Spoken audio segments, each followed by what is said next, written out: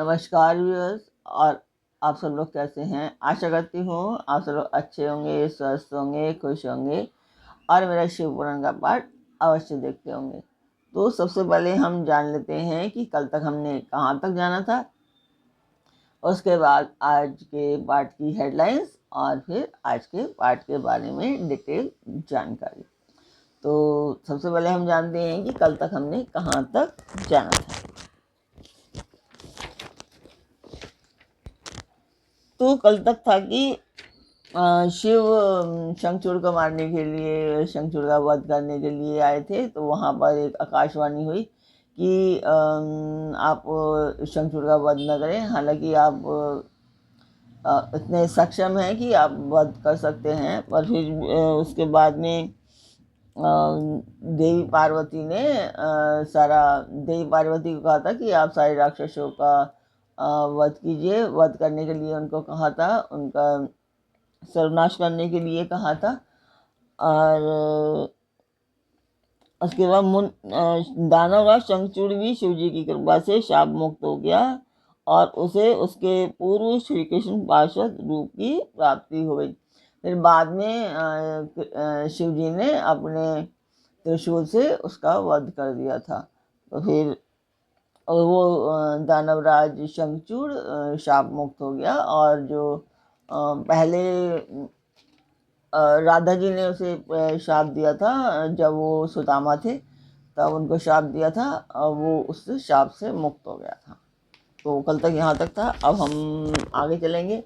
तो जो लोग नए दर्शक हैं वो जानना चाहेंगे कि मैं ये पाठ क्यों कर रही हूँ। तो ये पाठ एक शुभ कार्य है, मंदिर के लिए है और इसमें मैं आप सब लोगों का सहयोग चाहती हूँ कि आप सब लोग सहयोग करें ताकि मेरा जो उद्देश्य है ये पूर्ण हो पाए और मैं इस मंदिर के लिए कुछ करना चाहती हूँ। तो और आप सब लोग अपने परिवार और मित्रगणों से भी सब्सक्राइब एंड शेयर करने के लिए अवश्य कहेंगे।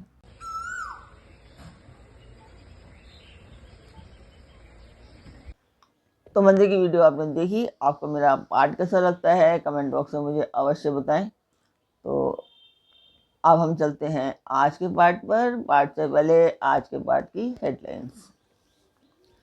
तो आज के पाठ में है कि विष्णु द्वारा तुलसी के शील हरण का वर्णन, कुपित हुई तुलसी द्वारा विष्णु को शाप, शंभु द्वारा तुलसी और शालग्राम शिला के महात्म्य का वर्णन।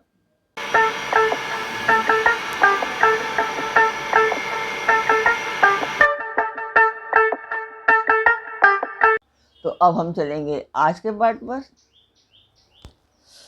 तो यहाँ व्यास जी के पूछने पर सनत कुमार जी ने कहा कि महर्षि रणभूमि में आकाशवाणी को सुनकर जब देवेश्वर शंभु ने श्रीहरि को प्रेरित किया तब वे तुरंत ही अपनी माया से ब्राह्मण का वेश धारण करके शंखचूड़ के पास जा पहुंचे और उन्होंने उससे परमोत्कृष्ट कवच मांग लिया। फिर शंखचूड़ का रूप बनाकर वे तुलसी के घर की ओर चले।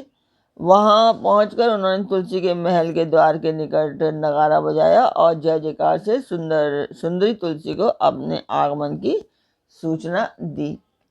उसे सुनकर सती साध्वी तुलसी ने बड़े आदर के साथ झरोके के रास्ते राजमार्ग की ओर झांका और अपने पति को आया हुआ जानकर वह परमानंद में निमग्न हो गई।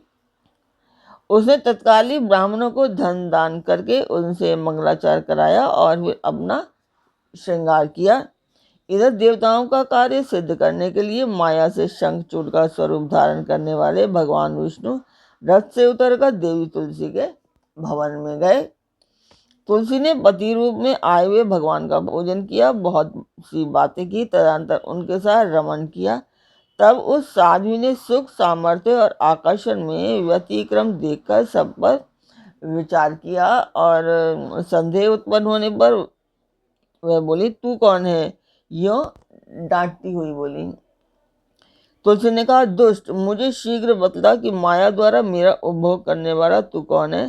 तूने मेरा सतीत्व नष्ट कर दिया, अतः मैं अभी तुझे श्राप देती हूँ। तो सनत कुमार जी कहते हैं कि ब्राह्मण तुलसी का वचन सुनकर श्रीहरि ने लीलापूर्वक अपनी परम मनोहर मूर्ति धारण कर ली। तब उस रूप को देखकर तुलसी ने लक्षणों से पहचान लिया कि ये साक्षात विष्णु हैं।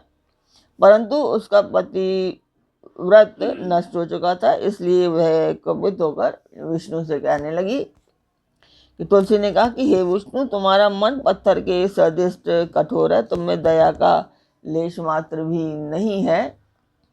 मेरे पति धर्म के भंग हो जाने के निश्चय ही मेरे स्वामी मारे गए। चूंकि तुम पाषाण सदृश कठोर, दया रहित और दुष्ट हो, इसलिए अब तुम मेरे शाप से पाषाण स्वरूप ही हो जाओगे। तो सनत कुमार जी कहते हैं कि मुने यूं कहकर शंखचूड़ की वह सती साध्वी पत्नी तुलसी फूट फूट कर रोने लगी और शोकार्त होकर बहुत तरह से विलाप करने लगी।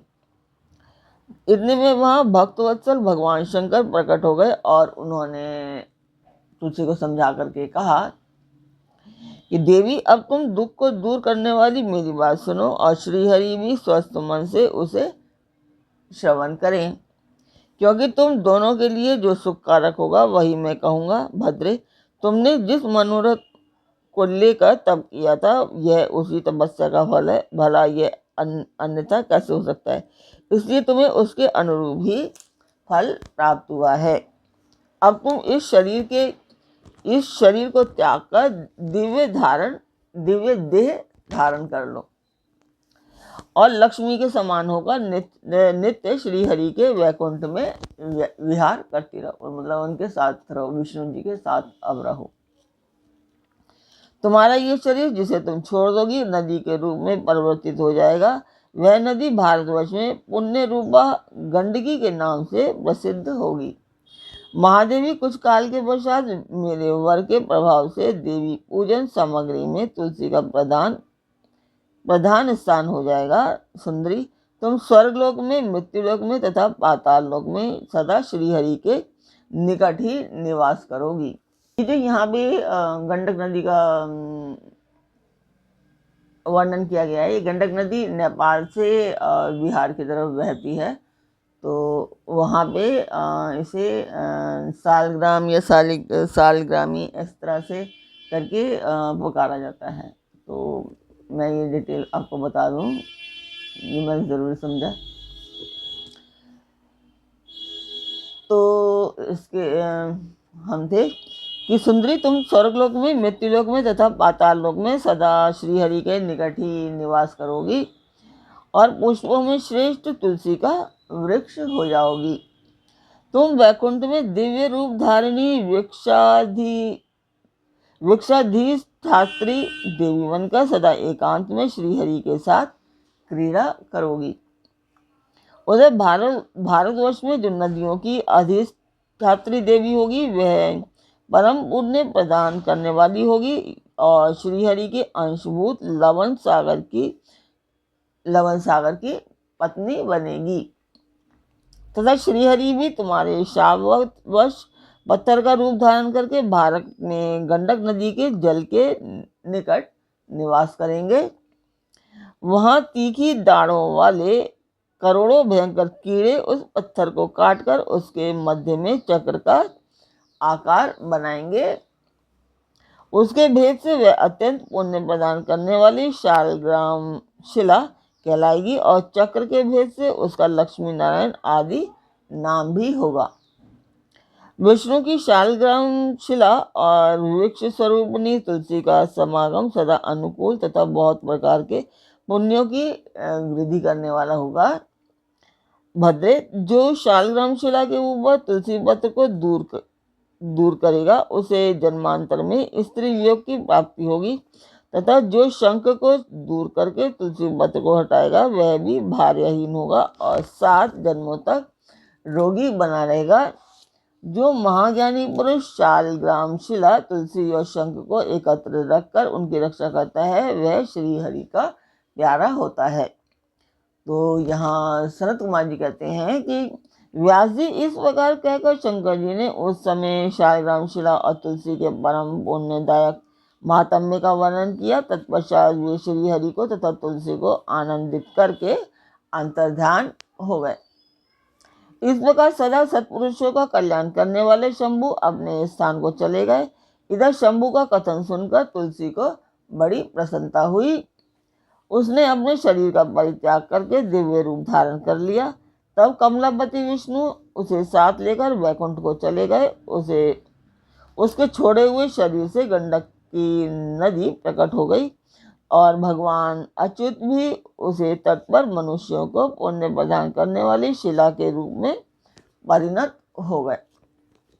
मुने उसमें कीड़े अनेक प्रकार के छिद्र बनाते रहते हैं। उनमें जो शिलाएं गंदगी के जल में गिरती हैं वे परम पुण्यप्रद होती हैं और जो स्थल पर ही रह जाती हैं उन्हें पिंगला कहा जाता है और जो प्राणियों के लिए संताप कारक होती हैं। व्यास जी, इस प्रकार तुम्हारे प्रश्न के अनुसार मैंने शंभु का सारा चरित्र और जो पुण्य प्रदान तथा मनुष्य की सारी कामनाओं को पूर्ण करने वाला है मैंने तुम्हें सुना दिया। यहाँ व्यास जी ने सनत कुमार जी से सवाल किया था, तो सनत कुमार जी कहते कि व्यास जी मैंने आपको जो आपने पूछा था मैंने आपको वो सब सुना दिया है। यह पुण्य आख्यान जो विष्णु के महात्म्य से संयुक्त तथा भोग और मोक्ष को प्रदाता है तुमसे वर्णन कर दिया। अब और क्या सुनना चाहते हो? तो आज का पाठ मैं यहीं पर पूर्ण करूँगी। तो सनत कुमार जी ने व्यास जी ने जो सनत कुमार जी से पूछा था वो सब उन्होंने बता दिया था। अभी कल हम फिर मिलेंगे एक नए पाठ में, एक नई उमंग, एक नई तरंग के साथ। तब तक के लिए आज्ञा दीजिए। ओम नमः शिवाय। जय माता की।